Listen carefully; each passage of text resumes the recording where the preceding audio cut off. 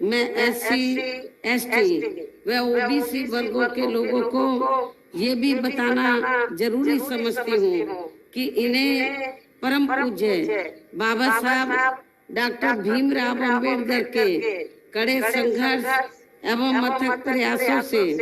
भारतीय संविधान के तहत मिले कानूनी अधिकारों में से खासकर सरकारी नौकरियों में जो आरक्षण की सुविधा मिली है, तो उसे भी यहाँ शुरू से ही इन वर्गों के प्रति हीन व जातिवादी मानसिकता रखने वाली सभी विरोधी पार्टियों की रही सरकारें प्रभावहीन बनाने में तथा इसे अब धीरे धीरे खत्म करने की भी पूरी कोशिश में लगी हुई है। यही मुख्य वजह है कि देश में आजादी के बाद व शुरू में केंद्र व अधिकांश राज्यों में भी काफी लंबे समय तक सत्ता में आसीन रही कांग्रेस पार्टी ने और अब पिछले कुछ वर्षों से केंद्र एवं काफी राज्यों में भी बीजेपी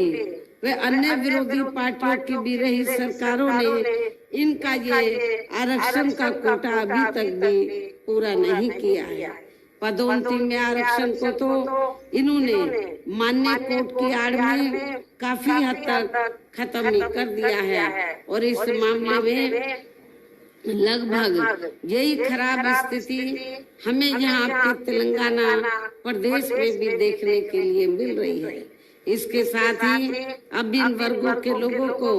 प्राइवेट सेक्टर में आरक्षण दिए जाने की व्यवस्था किए बिना ही केंद्र व राज्यों में भी ज्यादातर सरकारी कार्य यहाँ प्राइवेट सेक्टर के जरिए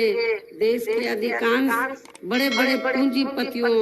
व धन्ना सेठों को ही दिए जा रहे हैं, जिसके कारण अब पूरे देश में इन वर्गों के लोगों को आरक्षण का बहुत कम ही लाभ मिल पा रहा है और इससे अब पूरे देश में SC, ST के साथ साथ OBC वर्गों को भी काफी ज्यादा नुकसान हो रहा है। और यहाँ मैं आप लोगों को ये भी कहना चाहूंगी कि कांग्रेस के वरिष्ठ नेता तो इस समय चुनाव के दौरान SC, ST व OBC वर्गों का वोट लेने के लिए ये बड़े पैमाने पर प्रचार कर रहे हैं अपनी चुनावी जनसभाओं में कि जातीय जनगणना होनी चाहिए। लेकिन आप लोगों को ये मालूम होना चाहिए जो जातीय जनगणना कराने की बात कर रहे हैं तो तब तो उनको अपने लोगों को ये मालूम होना चाहिए और कांग्रेस के नेताओं को मैं बताना चाहती हूँ कि जो आज ये लोग जाति जनगणना की बात कर रहे हैं, जब केंद्र में कांग्रेस पावर में थी अंग्रेजों के जाने के बाद लंबे अरसे तक पावर में रही, तो अति पिछड़े वर्ग के लोगों ने SC, ST की तरह तो अपने लिए भी आरक्षण की मांग की कि केंद्र की सरकार को रिजर्वेशन उन्हें भी देना चाहिए, लेकिन कांग्रेस की सरकार ने उनकी मांग को स्वीकार नहीं किया। पहले का लेकर कमीशन बना, उसकी रिपोर्ट रद्दी की टोकरी में डाल दी, उसको उन्होंने लागू नहीं किया। फिर मंडल कमीशन की रिपोर्ट आई, उसको भी लागू नहीं किया। तो जो कांग्रेस पार्टी आज SC, ST, OBC को के मामले में, खासकर OBC के मामले में जातीय जनगणना करा के उनको रिजर्वेशन देने की बात कर रही है कि उनको उनका हक मिलना चाहिए, तो जब मंडल कमीशन की रिपोर्ट आई तो उसको उन्होंने लागू नहीं किया। और मंडल कमीशन की रिपोर्ट को हमारी पार्टी बनी थी तो पूरे देश में हमारी पार्टी ने इसको लागू कराने के लिए केंद्र की सरकार पर, कांग्रेस पर दबाव बनाने के लिए हमने काफी एजिटेशन किया, लेकिन कांग्रेस ने उसे स्वीकार नहीं किया, मंडल कमीशन की रिपोर्ट को माना नहीं। लेकिन हमारी पार्टी बनी थी और 1989 में हमारे कई मेंबर पार्लियामेंट पहली बार जीत कर आए। 1984 में पार्टी बनी, 89 में हमारे कई मेंबर पार्लियामेंट लोकसभा में जीत कर आए। मैं खुद भी यूपी से, बिजनौर से लोकसभा की पहली बार मेंबर पार्लियामेंट बनी, तो हमारे कई एमपी जीत कर आए। तो उस समय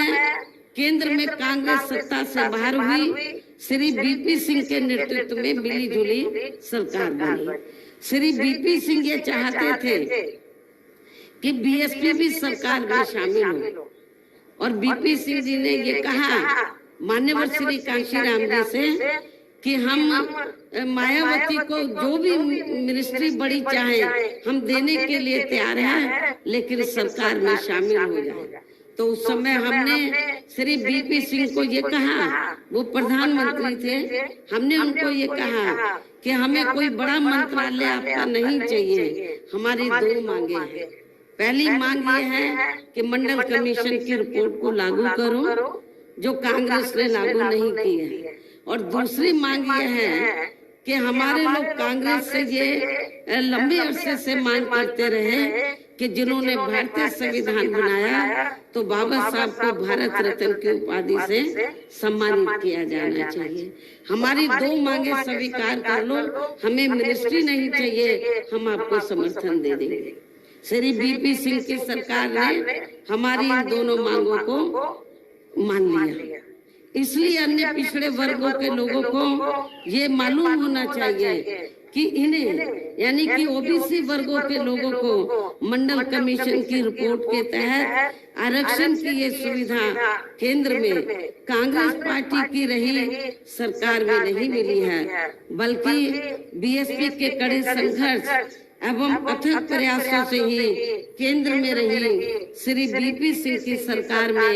इन्हें ये सुविधा मिली है, जिसका अब यहाँ जातिवादी विरोधी पार्टियों की सरकारें इन्हें पूरा लाभ नहीं दे पा रही हैं। इसके साथ ही श्री बीपी सिंह की सरकार में इन वर्गों के मसीहा परम पूज्य बाबा साहब डॉक्टर भीमराव अंबेडकर को भी यहाँ भारत रत्न की उपाधि से सम्मानित किया गया है, जिसके लिए वो हर प्रकार से पात्र भी थे, जो बहुत पहले ही इनको ये सम्मान मिल जाना चाहिए था, जिसके लिए विशेषकर कांग्रेस पार्टी प्रमुख तौर से जिम्मेवार एवं कसूरवार भी है। इससे इन वर्गों के प्रति इस पार्टी की हीन व जातिवादी मानसिकता साफ झलकती है, जिस कांग्रेस पार्टी ने फिर इनके कारवां को आगे बढ़ाने वाले वे हर मामले में समर्पित बाबा साहब डॉक्टर अंबेडकर के कारवां को आगे बढ़ाने वाले वे हर मामले में समर्पित व्यक्तित्व मान्यवर श्री कांशीराम जी के देहांत होने पर उस समय केंद्र में रही इसी कांग्रेस पार्टी की सरकार के चलते इनके सम्मान में एक दिन का भी राष्ट्रीय शोक घोषित नहीं किया गया था। यहाँ मैं इन वर्गों के मामले में ये भी कहना चाहूंगी कि केंद्र द्वारा अभी हाल ही में देश की लोकसभा व राज्य विधानसभाओं में महिलाओं को जो 33% आरक्षण देने की व्यवस्था की गई है, तो उसमें SC, ST व ओबीसी वर्गों की महिलाओं को अलग से कुछ भी आरक्षण नहीं दिया गया है। इतना ही नहीं, बल्कि इन वर्गों के लोगों को जुल्म जाति से निजात दिलाने के लिए जो अनेकों नियम व कानून आदि बने हैं, तो उन पर भी केंद्र व अधिकांश राज्यों की सरकारें सही से अमल नहीं कर पा रही हैं, जिससे अब यहाँ खासकर दलितों व आदिवासियों के ऊपर, SC व ST वर्गों के ऊपर शोषण करने वाले लोगों का मनोबल और भी ज्यादा बढ़ रहा है। और ये सब हमें यहाँ के तेलंगाना प्रदेश में भी काफी कुछ देखने के लिए मिल रहा है। और इतना ही नहीं, यहाँ की वर्तमान जो रीजनल पार्टी की सरकार है, मुझे मालूम हुआ कि वो इतनी दलितों के खिलाफ है कि दलित लोग अपने पैरों पर खड़े ना हो, वो सत्ता में ना आए, अपनी सरकार ना बना सके, तो हमारे जो स्टेट के प्रेसिडेंट हैं तो उनके ऊपर फर्जी FIR दर्ज करा दी, उनके ऊपर और उनके बेटे के ऊपर। तो इससे इनकी दलित विरोधी मानसिकता जो है वो साफ झलकती है। तो इसी प्रकार हमें पूरे देश में मुस्लिम व अन्य धार्मिक अल्पसंख्यक समाज के लोगों की भी हालत कोई खास अच्छी नजर नहीं आती है। इसके साथ साथ अपर कास्ट समाज में से खासकर गरीब लोगों की भी आर्थिक स्थिति अभी भी पूरे देश में यहाँ काफी ज्यादा खराब व दयनीय हालत में बनी हुई है। इनके अलावा आपके प्रदेश सहित पूरे देश में सर्व समाज में से विशेषकर यहाँ गरीब, मजदूर, किसान, कर्मचारी, छोटे व्यापारी एवं अन्य मेहनतकश लोग भी अपनी विभिन्न समस्याओं को लेकर अभी भी हमें काफी ज्यादा दुखी ही नजर आते हैं। इनमें से किसान वर्ग को केंद्र की वर्तमान भाजपा सरकार द्वारा बनाई गई इनके गलत नीतियों के कारण काफी ज्यादा परेशान व आंदोलित भी रहा है। लेकिन इन सब की मुख्य वजह हमारी पार्टी केंद्र में आपके तेलंगाना स्टेट में भी यहाँ तक की रही सभी विरोधी पार्टियों की सरकारों की जातिवादी, पूंजीवादी व संकीर्ण मानसिकता के तहत बनाई गई उनकी नीतियों, उनकी गलत नीतियों एवं गलत कार्य प्रणाली को ही काफी हद तक जिम्मेवार मानकर चलती है। और इस मामले में खासकर इनकी गलत आर्थिक नीतियों की वजह से ही आए दिन या पूरे देश में गरीबी, बेरोजगारी व महंगाई आदि भी काफी ज्यादा बढ़ रही है, जिससे आपका अपना प्रदेश भी प्रभावित, जिससे आपका ये प्रदेश भी प्रभावित हो रहा है। इसके साथ साथ अब अपने देश में भ्रष्टाचार भी हर स्तर पर काफी ज्यादा बढ़ रहा है, जिससे आपका खुद का अपना तेलंगाना प्रदेश भी अछूता नहीं रहा है। और अब मेरा यही कहना है कि आप लोगों को अपने खुद के व अपने तेलंगाना स्टेट के भी हित में यहाँ अपनी पार्टी BSP की ही सरकार बनाना बहुत जरूरी है। तभी फिर यहाँ आपके प्रदेश में परम पूज्य बाबा साहब डॉक्टर भीमराव अम्बेडकर एवं मान्यवर श्री कांशीराम जी आदि का भी अधूरा रहा सपना जरूर साकार हो सकता है। इसके साथ ही तभी फिर यहाँ अपनी पार्टी के स्टेट प्रेसिडेंट व हर मामले में कुशल नेतृत्व श्री RS परवीन कुमार को भी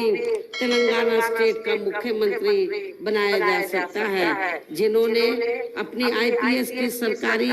नौकरी से इस्तीफा देकर वे VRS लेकर अब ये पूरे जी जान से अपनी पार्टी को यहाँ मजबूत बनाने में लगे हैं। जिसे भी खास ध्यान में रखकर अब आप लोगों को श्री RS परवीन कुमार व पार्टी के अन्य सभी उम्मीदवारों को भी जो यहाँ मंच पर मौजूद हैं, उन सभी को भी अपनी पार्टी के हाथी चुनाव चिन्ह के, अपनी पार्टी का जो चुनाव चिन्ह हाथी है, हाथी चुनाव चिन्ह के सामने वाले बटन को दबाकर इनको जरूर जिताना है। श्री RS परवीन कुमार भी अपनी पार्टी को मजबूत बनाने में या पूरे जी जान से लगे हैं, जिससे अब यहाँ हो रहे विधानसभा चुनाव में पहले से बेहतर रिजल्ट आने की भी पूरी संभावना है। तो इन्हीं जरूरी बातों के साथ ही अब मैं पुनः अपनी पार्टी के सभी उम्मीदवारों को जो आपके सामने यहाँ खड़े हैं, अपनी पार्टी के सभी उम्मीदवारों को BSP का जो चुनाव चिन्ह हाथी है, हाथी चुनाव चिन्ह के सामने वाले बटन को दबाकर इनको भारी वोटों के अंतर से जिताने की पुरजोर अपील करते हुए अब मैं अपनी बात यही समाप्त करती हूँ। जय भीम, जय भारत।